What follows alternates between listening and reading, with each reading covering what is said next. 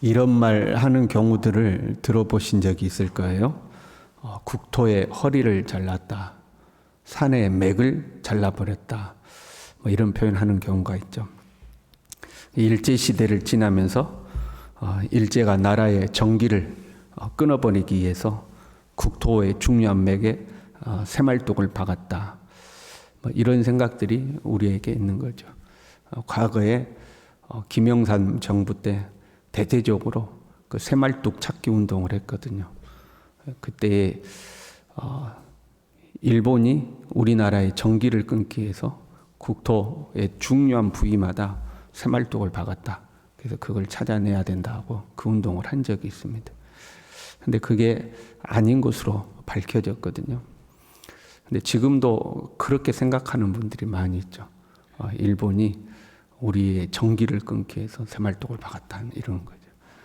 정기를 끊기 위해서 새말뚝을 박은 게 아니고 국토를 측량했거든요. 일제시대에 지금 우리가 가지고 있는 주소 있잖아요. 신주소로 바뀌기 전에 구주소 있잖아요. 그건 일제시대 때 만들어 놓은 거거든요. 그 국토 측량을 일제시대 때 한 겁니다. 지금도 그 당시에 측량해 놓은 것을 기본으로 사용하죠. 여러분이 어디에 가서 이렇게 띄워보잖아요. 그 일제시대 때 다 만들어 놓은 거예요. 그 국토를 측량하기 위해서 측량점에 새말뚝을 박은 겁니다.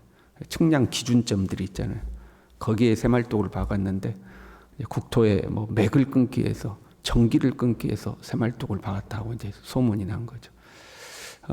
그 운동을 하던 당시에 김영삼 정부 때 그런 것을 해갈 때에 실제 일제시대 때에 국토를 측량하는 데 있어서 보조 요원으로 같이 다니던 한국 사람들이 있습니다. 일본이 이렇게 측량할 때 그 새말뚝을 들고 따라다니던 사람들이 있는데 그 사람들이 나서서 증언을 했거든요. 그거 아니다. 그 측량하기 위해서 측량점 박아놓은 거다 하고 증언을 했어요.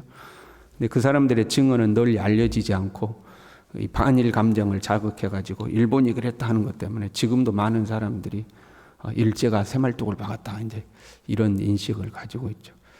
근래에 개봉된 영화 중에 파묘라는 영화가 있는데 저는 그 이야기를 안 듣고 안 보고 듣기만 했는데 거기에도 그 비슷한 이야기가 나온다고 그런 것 같아요. 근데 그런 게 아니죠. 그냥 국토 측량하기 위해서 해놓은 거죠. 국토를 하나의 생명체로 보는 거 일종의 이제 정령주의거든요. 모든 사물 안에 생명이 들어있다고 보는 거죠. 근데 국토에가 생명이 들어있다고 보면 이제 국토 정령주의라고 하는 겁니다. 우리나라에 우리가 살고 있는 이 땅이 하나의 생명체다 이렇게 생각하는 거죠. 사람들의 이 저변에가 깔려 있는 생각이에요. 근데 우리의 역사를 보면 조선시대 말에서 대한제국으로 넘어오는 그 이후에 그런 생각들이 생겼어요. 그 전에는 그런 생각 자체가 없었습니다. 근데 이제 그런 것들이 이제 생겨난 거죠. 우리는 자연을 보호하고 살아야 되겠어. 자연을 보호합시다. 좋죠. 왜 자연을 보호해야 돼요? 우리가 좀 더 깨끗하고 좋은 환경에서 살아가기 위해서 자연을 보호해야 되죠. 그런데 이제 이런 표현들이 나오죠. 자연을 아프게 하지 맙시다. 뭐 이런 거 있잖아요. 숲의 허리를 자르면 안 됩니다. 자연이 신음하고 있습니다. 이제 이런 표현을 쓰잖아요. 물론 이제 캠페인을 효과적으로 하기 위해서 자연 보호라는 캠페인을 효과적으로 하기 위해서 그런 표현을 사용할 수도 있겠죠. 그런데 그게 실제적으로 자연이 마치 하나의 인격체고 생명체인 것처럼 그래서 그것을 우리가 숭배하고 해야 되는 것처럼 하면 이제 그 문제가 되는 거죠. 그 앞에 제사를 지낸다거나 뭐 기도문을 애운다거나 가장 쉬운 예를 들자면 이 신만이들이 산에 나무를 캐러 가기 전에 산에게 이렇게 제사를 지내고 산이 허락해 줘야 된다고 하면서 산을 하나의 인격체로 이렇게 생각하는 것들 있잖아요. 거기까지 가면 안 되는 거죠. 간혹 보면 기독교인들조차도요 환경 보호를 애쓰면서 이 정령신앙적인 용어들을 이야기하는 것을 간혹 봐요. 더 이상 뭐 자연을 아프게 하면 안 되니 자연이 신음하니 뭐 그러면서 그 우리 기독교 신앙이 아니죠. 자연은 자연일 뿐입니다. 하나님은 세상을 창조하시고 마지막에 사람을 창조하신 이후에 사람에게 생육하고 번성하여 땅에 충만하라. 땅을 정복하고 다스리라. 이렇게 말씀하셨죠. 자연을 하나의 생명체로 보지 않아요. 자연은 우리가 다스리고 통치해야 될 대상일 뿐인 거죠. 그런데 본문의 내용을 보면 좀 이상해요. 하나님께서 황폐해진 이스라엘을 향해서 회복을 선언하죠. 그 이스라엘을 향해서 회복을 선언하는데 그 하나님의 회복 선언을 듣는 대상이 이스라엘 백성이 아니라 땅을 향하여 이야기하고 있어요. 하나님이 이스라엘 땅하고 이야기하고 계시는 거죠. 6절에 보면요. 그러므로 너는 이스라엘 땅에 대하여 애언하라. 그 산들과 맷뿌리들과 시내들과 골짜기들에 관하여 애언하되, 산에 대해서 애언할 수는 있잖아요. 이스라엘이라는 땅에 대해서 애언할 수 있잖아요.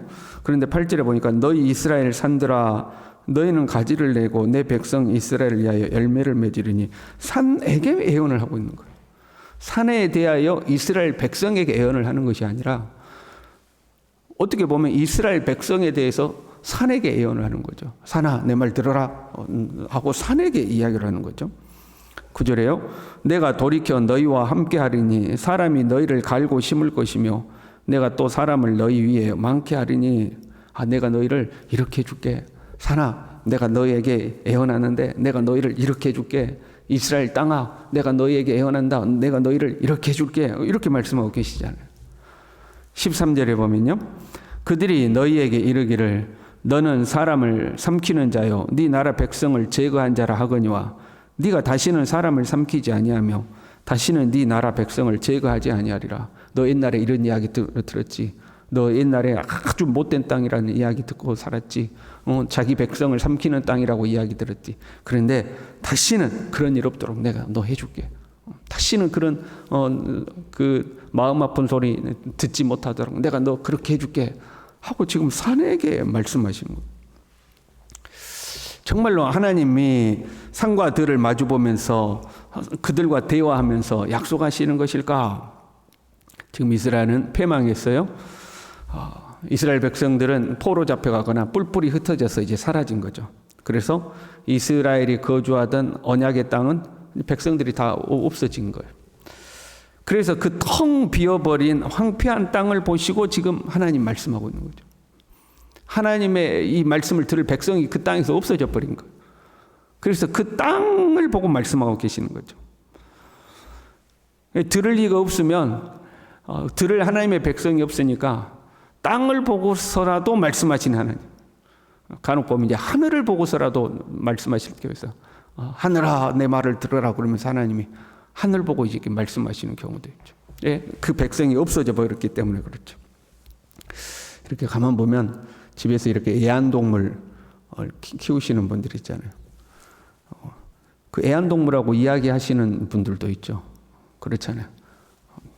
그 개를나 고양이를 놓고 자기 속상한 마음을 이야기하고 있어. 야, 앉아, 일어서, 손, 뭐 이런 건 걔가 알아듣잖아요. 그런데 내가 속상해 죽겠다. 남편 때문에 속상해 죽겠다. 아이고 이제 자식 때문에 속상해. 네가 자식보다 낫다. 뭐 그러면서 이제 개나 고양이하고 이야기하는 경우가 있죠. 그것까지는 그렇다고요. 간혹 보면 식물하고 이야기하는 분들도 있어요. 자기가 키우는 그렇게 난이라든가 꽃이라거나 아이고야 너는 어쩜 이렇게 예쁘냐 막 그러면서 이야기를 하고서 야 너는 좋겠다 뭐 그러면 그것까지 이해한다고 쳐요. 돌하고도 이야기하는 분들도 있어. 그 집에 있는 수석 같은 거 있잖아요. 그 돌을 어루만지면서 어쩐다고. 참 별의별 사람들이 다 있는 거죠. 근데 여러분 정말로 그 돌이 살아있다고 생각하는 걸까요? 그러면 이제 심각한 겁니다. 정신적으로 심각한 거예요. 그 돌하고 나하고 인격적으로 대화가 가능하다고 생각하면 이제 심각한 거죠. 그런데 그 뭐 돌이나 나무를 붙잡고 이야기할 때는 그냥 혼잣말 하는 거죠. 하소연 하는 거잖아요. 그런 거잖아요. 만약에 여러분이요, 가족과 헤어졌다고 해봐요. 그 뭐 6.25와 같은 그런 일들이 있어가지고 가족과 헤어졌어. 저는 아내하고 헤어졌다고 쳐봐요. 그래가지고 그 아내를 그리워하면서 이 반지를 보면서 반지도 없네요. 저희 결혼 반지도 어디 없다던데. 아무튼 반지를 보면서 이 반지야 내가 반드시 너의 주인을 만나게 해줄게. 막 그런다고 해봐요. 그러면 진짜 반지하고 제가 이야기하는 거예요? 그거 아니잖아요. 그 반지의 원래 주인을 반드시 찾겠다는 이제 강한 의지를 이야기하는 거죠. 그렇잖아요. 하나님이 지금 땅을 향하여 말씀하시는 것은 그 땅에 있어야 할 이스라엘 백성을 회복시키겠다는 하나님의 의지를 표현하는 거죠. 그 땅 백성들이 다 뿔뿔이 흩어지고 없어져 버렸으니까 내가 이 땅아, 내가 너를 반드시 옥토를 만들어주고 집을 짓고 땅을 개가 나도록 내가 너를 반드시 해줄게. 옛날에는 너 저주받은 땅이라고 그런 이야기 했는데 이제는 축복의 땅이라는 이야기를 듣도록 내가 반드시 해줄게. 그 이야기는 그 땅에 살아야 될 하나님의 백성들이 반드시 돌아오며 그 땅에서 복을 누리고 살 수 있도록 하시겠다는 하나님의 그 의지를 표현하신 거죠. 지금 땅에 사람이 없으니까 그 땅이라도 붙들고 이제 이야기하고 계시는 거예요. 우리가요, 만약에 되찾아야 할 축복의 자리가 있다고 생각해 봐요. 그런데 우리가 거기에 이르지를 못하는 거예요. 하나님은 우리가 그 축복의 자리에 우리가 있기를 원하시는데 우리가 거기에 이르지를 못했어요. 그러면 하나님은 그 축복의 자리에게 말씀하고 있는 거예요. 반드시 내가 이곳에 사람이 오도록 하겠으며 반드시 이곳에 사람이 거주하고 누릴 수 있도록 하겠다. 하나님의 강한 의지를 이야기하고 싶은 거죠. 하나님은 하나님의 백성을 축복하고 싶어서 이스라엘을 심판하는 것이 하나님의 목적이 아니라 하나님의 백성들을 회복시키는 것이 하나님의 뜻임을 강력하게 보여줘요. 그러니까 백성들을 축복하고 싶어서 하나님이 안달이 난 거예요. 말 못하는 땅을 향해 붙들고 이야기하고 싶을 정도로 그렇게 하나님의 백성을 축복하고 싶으신 거죠. 이스라엘은요, 하나님의 언약을 저버림으로 스스로 축복의 자리를 오염시켰죠. 그러니까 그 자리에서 쫓겨난 거예요. 하나님이 우리의 복을 빼앗아 가시는 것이 아니라 우리가 그 자리에서 쫓겨나는 거거든요. 왜요? 계속 그 자리에 있으면 오염되니까. 만약에 제가 밖에서 막 오물을 가득 묻혀가지고 집에 들어갔다고 해봐요. 그리고 거실에 들어서면 내가 움직일 때마다 막 거실에 오물이 막 떨어지고 묻고 냄새가 나요. 그러면 가족들이 뭐라고 그랬어요? 나가 있어. 그러지 않겠어요? 왜 내가 그곳에 머물러 있으면 계속 더러워지니까. 나가서 오물이랑 씻고 들어오라고 그러지 않겠어요? 지금 하나님의 심정이 그런 거죠. 일단은 이스라엘 백성들을 그 축복의 땅에서 쫓아내야 되죠. 그리고 정결하게 씻어서 다시 돌아오게 하는 거죠. 그래서 25절에 보면 이렇게 돼 있어요. 맑은 물을 너희에게 뿌려서 너희로 정결하게 하되 씻고 나서 다시 돌아오게 하는 거죠. 그날을 생각하면서 하나님이 그 땅에게 지금 말씀하고 있는 거예요. 내가 반드시 이 땅에 사람이 거주하게 하고 반드시 너를 축복의 땅이 되게 하겠다고 그 땅에게 말씀하고 있는 거죠. 하나님은요, 우리를 위해서 은혜와 복을 준비하시는 줄로 믿습니다. 그 은혜와 복을 우리에게 주고 싶어서 하나님이 안달하시는 거예요. 그 은혜와 복에게 하나님이 말씀하시는 거예요. 우리가 부모로서 능력이 안 돼서 안타까울 때 있잖아요. 부모는 자녀에게 항상 좋은 것으로 주고 싶은데 그건 내 마음과 달리 내 능력이 안 될 때는 안타까운 마음만 가지고 있는 거잖아요. 정말 잘해주고 싶은데. 그런데 하나님은 우리에게 얼마든지 해줄 수 있는 능력을 가지신 분이다 이거죠. 문제는 우리에게 있는 거죠. 하나님은 그 땅에게 말씀하실 정도로 우리에게 해주고 싶으신 거예요. 마치 우리가 용돈을 가지고 아이에게 용돈을 주고 싶은데 A가 이 용돈을 아직 감당할 이 마음의 자세가 안 됐어요. 그러면 우리가 그 용돈을 붙들고 야, 내가 반드시 너를 누구에게 준다 하고 이야기하는 그런 심정인 거예요. 그만큼 하나님은 우리에게 좋은 것으로 주고 싶어 하시는 거죠. 우리가 이 하나님을 신뢰하고 믿음으로 살아야 할 줄로 믿습니다. 하나님의 말씀대로 살아야 할 줄로 믿습니다.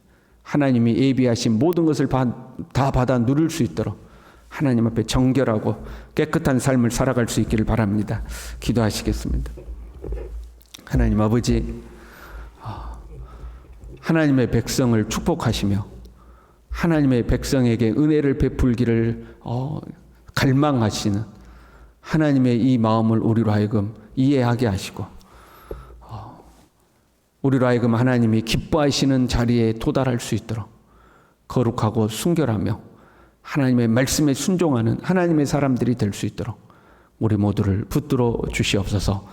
예수님의 이름으로 기도 올리옵나이다. 아멘.